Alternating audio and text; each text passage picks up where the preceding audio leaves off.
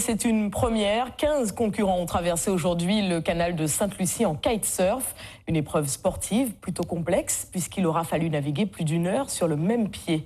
Le reportage d'Aurélie Treuil et Marc Balsa. Sur la plage, ce sont 15 copains qui s'apprêtent à traverser le canal de Sainte-Lucie en kitesurf.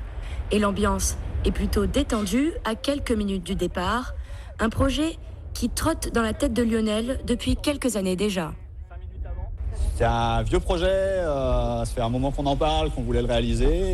Et voilà, donc je me suis lancé, on a demandé les autorisations, on les a obtenues. Donc j'ai pu faire un test au mois de décembre. Et là, on peut le faire en équipe, sous un format course. Pourquoi est-ce que vous participez à cette course ? Le défi sportif, le fait que ce soit en groupe, c'est super sympa. Et puis, c'est ça, c'est traverser le canal, c'est quand même... Une compétition où l'on vient concourir entre amis donc, mais aussi pour essayer sa nouvelle planche. C'est un défi de plus à relever pour revoir les potes, parce que j'ai bossé ici il y a une dizaine d'années. Et puis pour tester mon nouveau jouet, l'hydrofoil. C'est une planche qui vole au-dessus de l'eau en fait. Donc il prend les appuis sous l'eau, à 30-50 cm sous l'eau, qui nous permet d'avoir aucune résistance au niveau du plan d'eau. Donc ça permet de gagner un peu plus en cap, un peu en vitesse aussi, donc on va le voir aujourd'hui. Et puis voilà, c'est aussi une sensation de malade, parce qu'on est en train de voler sur ce truc. Un tournoi bon enfant donc, même si cette traversée comporte certaines difficultés. Il va falloir gérer les différences de force de vent, parce que le vent peut varier en fait. Et le problème, c'est qu'on ne peut pas revenir à la plage pour changer d'aile.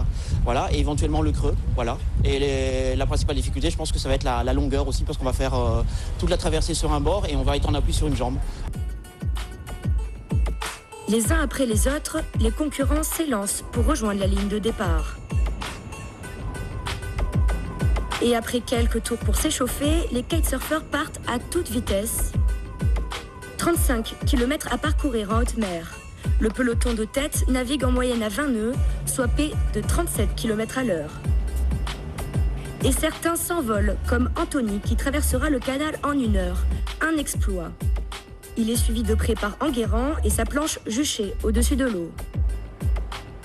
Pour sa première édition, la Transcanal est une réussite et cette épreuve entre amis pourrait bien être inscrite l'année prochaine au championnat de France de kitesurf.